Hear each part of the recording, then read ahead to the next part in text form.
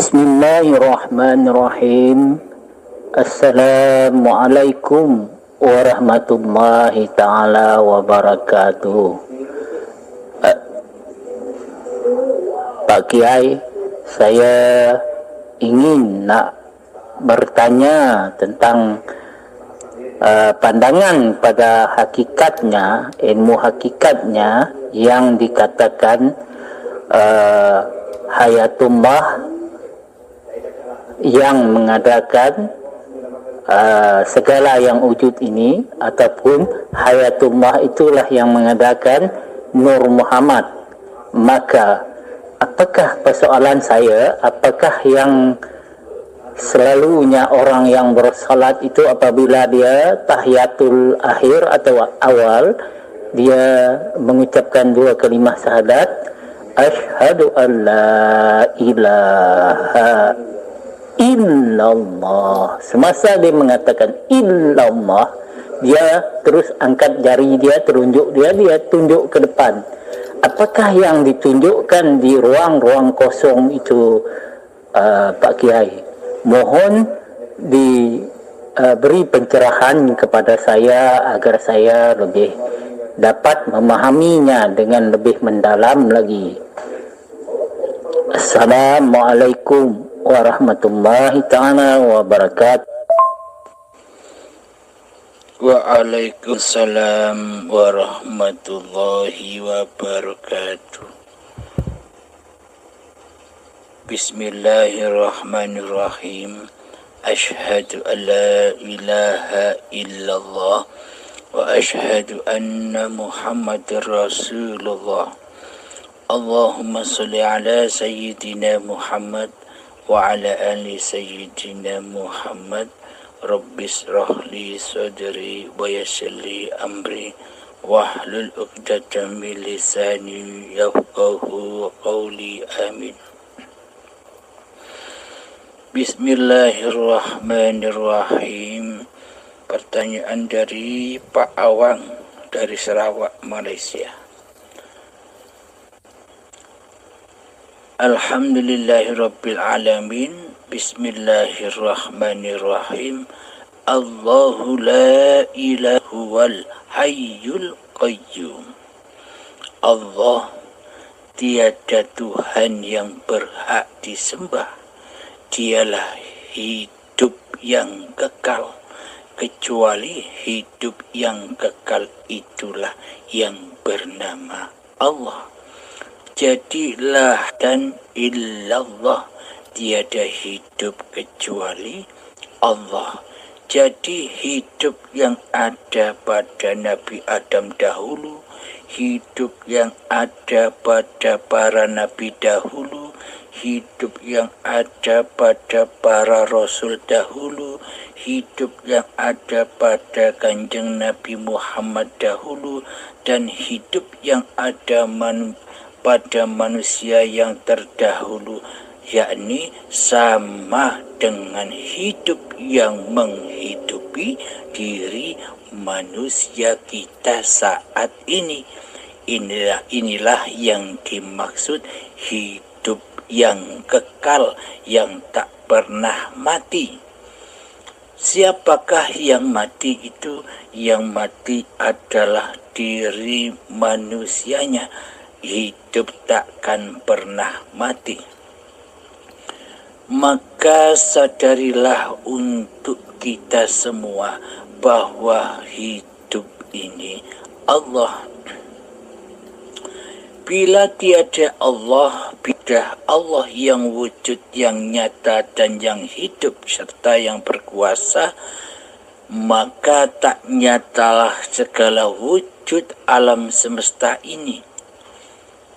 Bukti nyatanya hidup alam semesta inilah sebagai tanda bukti wujud nyatanya Allah, wujud nyatanya hidup yang menghidupi badan-badan manusia ini. Badan-badan manusia inilah hakikatnya Muhammad Rasulullah, yakni badan-badan yang diutus oleh Allah, badan-badan yang diciptakan Allah, badan-badan yang diperjalankan oleh Allah sejak dari tanah sampai menjadi bayi hingga saat ini dan sampai nanti kembali ke dalam tanah. Inilah yang dimaksud asyhadu an la ilaha illallah wa asyhadu anna Muhammadar Rasulullah, yakni hiduplah yang memperjalankan badan-badan ini. Bila hati kita selalu menyaksikan bahwa hiduplah yang menggerak-gerakkan badan-badan ini, hiduplah yang mentindak tandukkan badan-badan ini, persolatkan, hiduplah yang mengibadahkan badan-badan ini. Inilah kenyataan dari syahadatullah, syahadatul Rasul, yakni penyaksian asyhadu an la ilaha illallah wa asyhadu anna Muhammadar Rasul secara nyata di hati. Inilah yang dimaksud, inilah yang disebut Islam indallah, Islam di sisi Allah, yakni hati menyaksikan, hati merasakan hidup ini Allah yang menguasai, yang mengkehendaki badan-badan ini bertindak laku dari bangun tidur sampai tidur kembali. Itulah af'alullah, itulah syariatullah, itulah alam lillahi ta'ala, alam akhirat. Bila di hati manusia sudah berakhir kerajaan diri manusianya yang berasa wujud, yang berasa hidup, sudah berakhir kekuasaannya, yang ada hanya kuasa Allah, kehidupan Allah. Inilah yang dimaksud hari akhirat, ketika manusianya sudah tidak tampil lagi di dalam kekuasaan Tuhannya. Alhamdulillahirabbil alamin. Pertanyaan yang kedua adalah ketika di dalam tahiyat, ketika kita membaca syahadat asyhadu alla ilaha illallah, illallahnya tangan menunjuk ke alam kosong. Nah, coba kita pahami, siapakah yang menunjuk dan siapakah yang ditunjuk? Bila tiada yang menunjuk, apakah yang ditunjuk ada? Bila tak ada hidup, apakah Anda kenal hidup? Bila tak ada hidup, apakah Anda bisa bertahiyat? Bila tak ada hidup, apakah Anda bisa bersyahadat?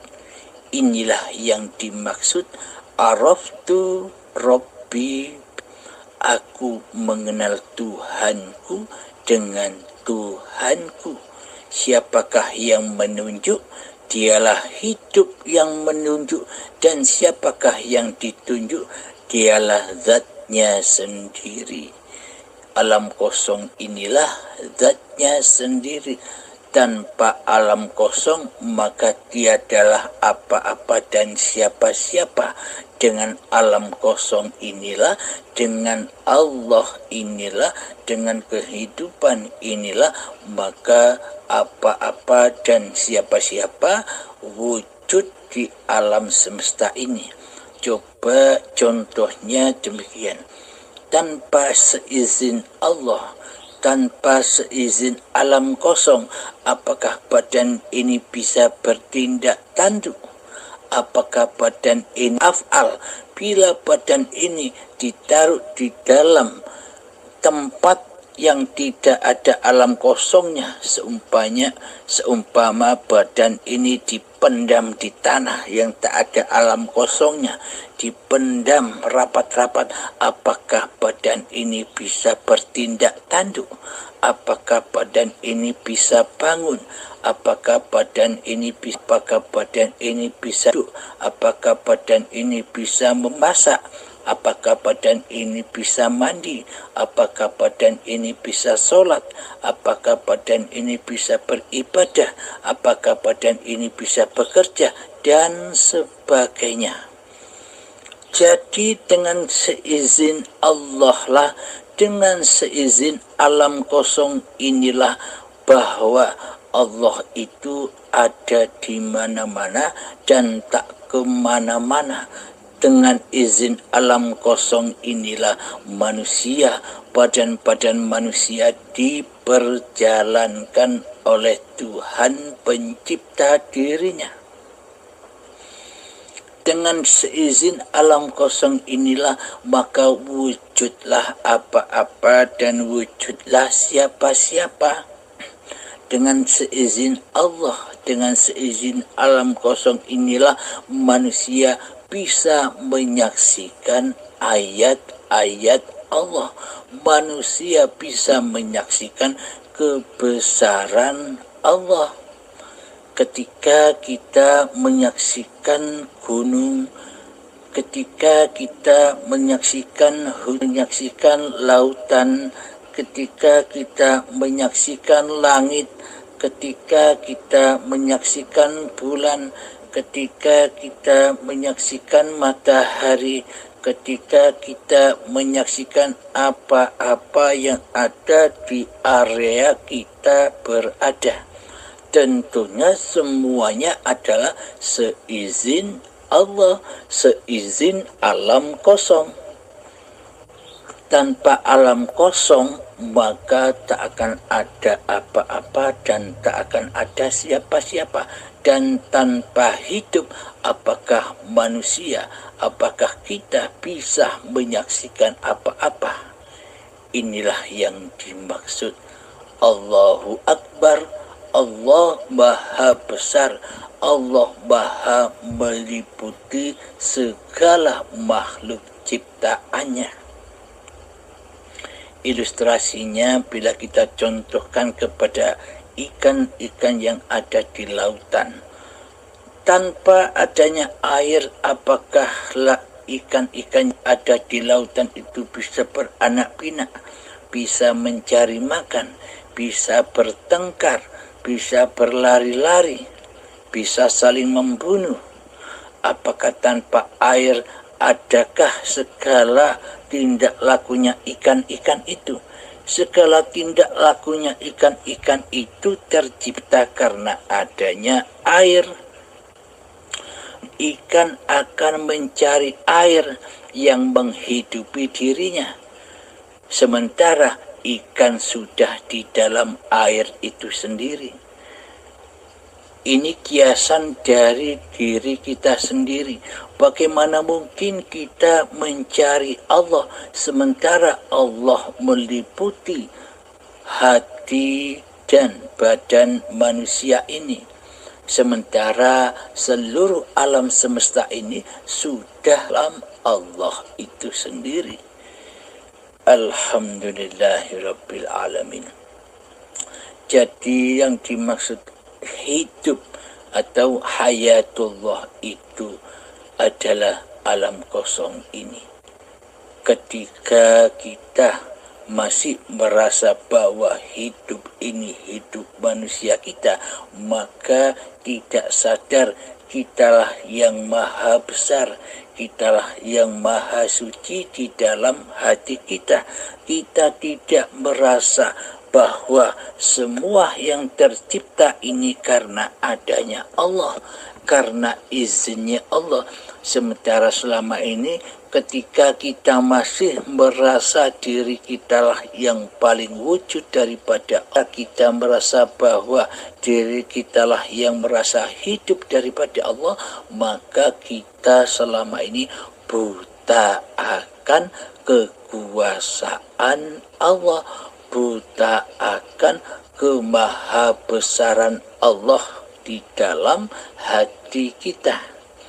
Alhamdulillahirabbil alamin, ketika kita sudah menyadari bahwa wujud, bahwa hidup, bahwa kuasa, bahwa kehendak, daya upaya dan ikhtiar, bahwa penglihatan, bahwa pendengaran, bahwa ilmu, dan bahwa kalam itu hanyalah Allah, maka nyatalah Allah di hati kita, bahwa nyatalah bahwa hidup ini Allah yang berkuasa atas seluruh tindak lakunya badan. Jadi tujuan manusia diciptakan itu untuk apa? Wa ma khalaqtul jinna wal insa illa liya'budun. Tidak kuciptakan jin dan manusia hanyalah untuk mengabdi kepadaku, yakni mengabdi, menyaksikan Allah dan segala ciptaannya, menyaksikan Allah dan segala alam semesta ini dengan kebesaran dan izin Tuhannya. Maka bagi orang-orang yang sudah bertuhan di hatinya, maka segala yang dipandang adalah kuasa Allah, bahwa yang dipergerakkan adalah kehendak Allah, bahwa yang diperdengarkan adalah pendengaran Allah. Jadi kemanapun arah mata memandang, disitulah wajhullah. Jadi kemanapun arah telinga mendengar, disitulah wajhullah, yakni izinnya Allah, yakni zatnya Allah itu sendiri yang meliputi alam semesta dan diri manusia kita. Alhamdulillahirabbil alamin. Ya, semoga kita semua selalu dibimbing oleh Allah Ta'ala sehingga kita bisa menyadari dengan sesadar-sadarnya di dalam hati kita bahwa hidup ini Allah. Alhamdulillahirabbil alamin. Akhiru kalam. Assalamualaikum warahmatullahi wabarakatuh.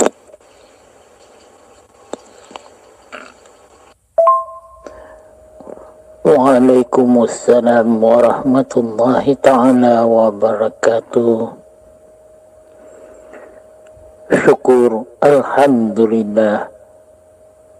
Terima kasih, jutaan terima kasih saya ucapkan kepada Kiai Abdul Halim di atas pencerahan yang begitu mendalam dan begitu terang sekali. Sudah terang lagi bersuluh apa yang dinyatakan oleh Kiai itu tadi. Maka dengan pencerahan itu tadi, sedikit sebanyaknya dapatlah memberi kefahaman kepada saya dengan izin Allah juga apa yang persoalan yang telah saya kemukakan kepada Kiai itu tadi. Terima kasih banyak-banyak Kiai. Semoga Kiai sentiasa mendapat ridha Allah selalu. Amin ya rabbal alamin. Seterusnya saya ingin mengemukakan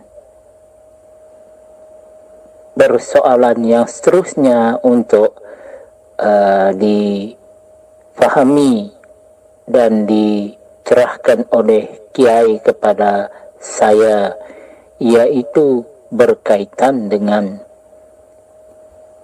Nabi Musa di Bukit Tursina. Nabi Musa ingin memandang wajah Allah. Apabila Allah mentejerlikan wajahnya di Gunung Tursina, maka pingsanlah Musa. Apakah hakikat sebenar-benarnya cerita itu, Kiai? Itu yang pertama. Yang kedua, tentang Nabi Musa juga, yaitu kisah Nabi Musa dan juga Nabi Khidir, di mana Nabi Musa selalunya menentang apa-apa saja perbuatan Nabi Khidir, dan apakah hakikat dan di sebalik cerita-cerita Nabi Musa dan juga Nabi Khidir itu. Ya Kiai, mohon Kiai memberi pencerahan sedikit tentang hakikat-hakikat cerita tentang Nabi Musa dan Nabi Khidir, dan hakikat tentang Nabi Musa di Bukit Tursina. Semoga pencerahan yang bakal diberi oleh Kiai itu nanti akan dapat menambahkan sedikit pemahaman kepada diri saya yang masih mencari-cari ilmu Allah yang begitu luas. Assalamualaikum warahmatullahi ta'ala wabarakatuh. Alhamdulillahirabbil alamin. Pertanyaannya, ketika Nabi Musa di Bukit Tursina pingsan ketika cahaya Allah nampak. Ini maknanya adalah ketika sudah nyata Allahnya di hati kita, ketika sudah nyata hayatullah terhadap diri manusia kita, maka fanahlah, maka adamlah kedirian manusia kita, maka matilah kedirian hidup manusianya. Pada intinya dunia ini, pada intinya di hati ini ada satu penguasa. Bila yang masih berkuasa itu manusianya, bila yang wujud masih manusianya, bila yang hidup masih manusianya, maka tiadalah Allah, maka gaiblah Allah di hati manusianya. Inilah maksud ayat itu. Mana mungkin manusia bisa mewujudkan Allah, sementara manusia tidaklah wujud. Manusia itu Adam. Bagaimana manusia bisa merasakan hayatullah, sementara manusianya bersifat mati? Jadi yang tahu, jadi yang bisa merasakan hayatullah itu adalah hayatnya sendiri, diri zatnya sendiri. Jadi manusia tidak mungkin bisa merasakan bahwa hidup ini Allah kecuali Allah. Bila masih ada manusianya yang masih merasa bisa menyatakan bahwa hidup ini Allah, berarti manusianya masih ada yang merasa menyatakan bahwa hidup ini Allah, maka tetaplah Allah itu gaib. Yang ada diri manusianya lah yang berasa berkuasa menyatakan bahwa hidup ini Allah. Jadi syaratnya bisa menyatakan di dalam hati bahwa hidup ini Allah, maka lenyaplah kehidupan manusianya. Bagaimana mungkin manusia bisa menyatakan bahwa hidup ini Allah, sementara yang berasa hidup masih manusianya? Bagaimana mungkin manusia bisa menyatakan bahwa hidup ini Allah, sementara manusianya bersifat mati? Jadi pada intinya yang merasakan Allah, ya Allah, ketika manusia sudah kembali ke alam keabadiannya, yakni Adam tidak ada. Ketika manusia sudah kembali ke alam kematiannya, yakni manusianya tidak hidup lagi, maka nyatalah Allah. Inilah yang diilustrasikan, inilah yang dikiaskan ketika Nabi Musa ingin memandang wajahnya Allah, maka pingsanlah Nabi Musa. Maka dari itu inilah bukti bahwa tak satu pun manusia bisa menyaksikan Allah kecuali manusianya, Musanya kembali ke alam kematiannya, ke alam ketiadaannya, maka nyatalah Allah dengan wujud zatnya sendiri, qiyamuhu binafsihi. Alhamdulillahirabbil alamin. Sedang pertanyaan yang kedua, kenapa Nabi Musa selalu menentang apa-apa yang dikerjakan Nabi Khidir? Karena di dalam hati Nabi Musa waktu itu masih merasa wujud diri manusianya, masih merasa hidup diri manusianya, masih merasa berkuasa diri manusianya, masih merasa punya kehendak, daya upaya dan ikhtiar diri manusianya di hatinya. Maka dari itu Nabi Musa yang masih merasa syariat ini syariat Musanya, bukan syariatullah, maka Nabi Musa menentang syariat-syariat yang dikerjakan oleh Nabi Khidir yang nyeleneh dan thoriqul adat, yakni yang tidak sesuai dengan syariatnya Nabi Musa. Maka dari itu inilah makna perjalanan menuju Allah itu, yakni menghilangkan, mentiadakan, menggaibkan, memfanahkan syariat-syariat manusianya, sehingga nyatalah syariatullah. Inilah bukti bahwa khairihi wa syarrihi minallah.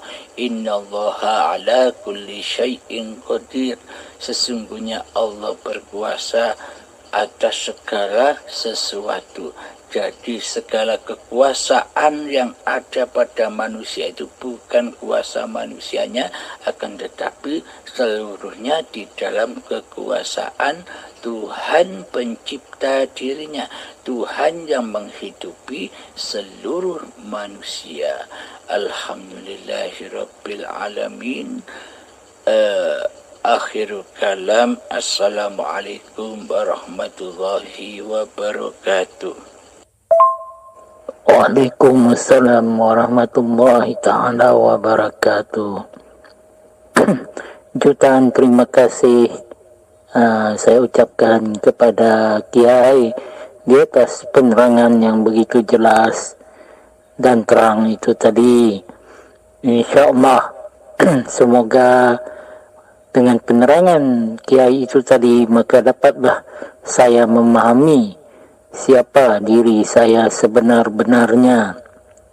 InsyaAllah semoga Kiai sentiasa mendapat ridha Allah selalu, dan apa-apa pun yang terlanjur dari saya, yang kehilafan dari saya bermohon banyak-banyak kemaafan kepada Kiai. InsyaAllah di lain masa, kalau ada masa, kalau diizinkan, kalau dipanjangkan umur, insyaAllah saya akan mengemukakan soalan-soalan yang lain kepada Kiai, agar Kiai dapat menjawab persoalan-persoalan yang bakal saya kemukakan nanti. InsyaAllah semoga Allah dapat mempertemukan Kiai dan saya dan rakan-rakan saya yang benar-benar berkeinginan untuk bertemu dengan Kiai, insya-Allah kita sama-sama doakan agar kita sama-sama dapat bertemu, dipertemukan Allah Ta'ala untuk bersilaturahmi antara kita, insya-Allah Kiai. Assalamualaikum warahmatullahi ta'ala wabarakatuh. Selamat malam.